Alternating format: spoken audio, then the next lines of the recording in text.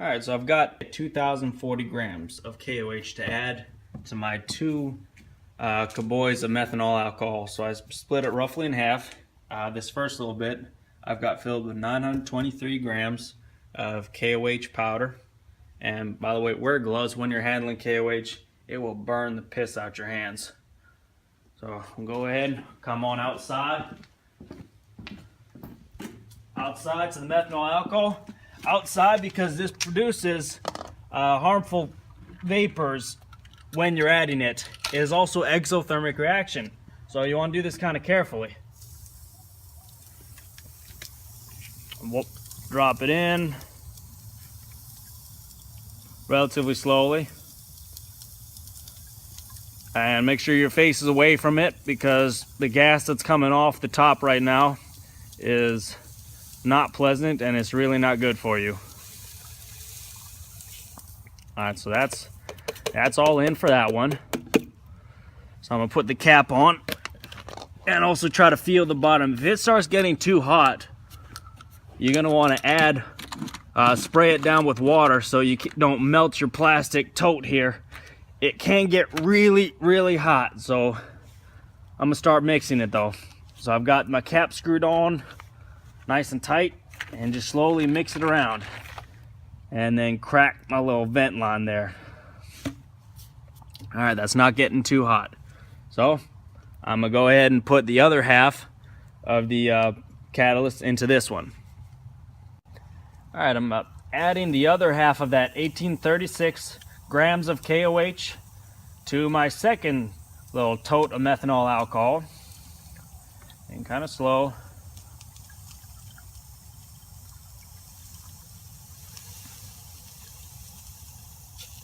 Face away from it, gloves on, try to get it all out. All right, got it all added. Now mixing.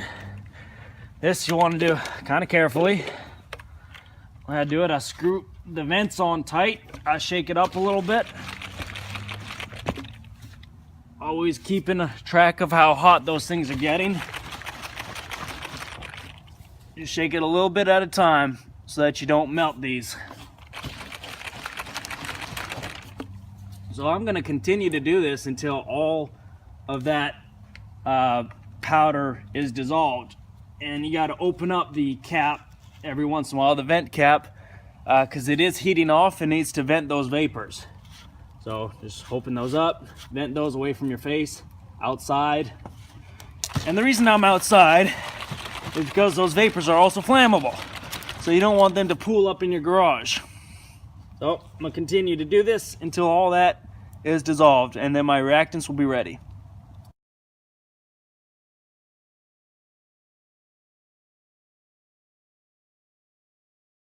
All right, in the meantime, while I'm mixing the reactants, I'm gonna go ahead and start heating up the oil. So I'm gonna go ahead and plug in the hot water heater. Plug that in.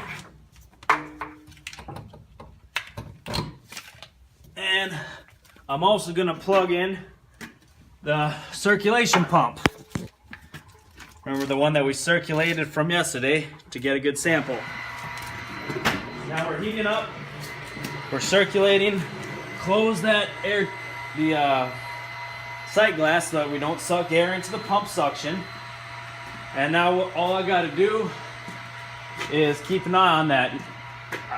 Might want to crack the vent valve every once in a while, but you can leave it shut for now, as long as you got the safety valve piped up outside. If it gets overpressured, that safety valve will lift and it'll vent the pressure to outside my window.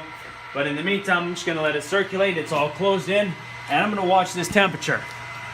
What I need to do, I need to wait until this gets all the way to 130 degrees. Once it's at about 130 degrees, I'm ready for my reaction.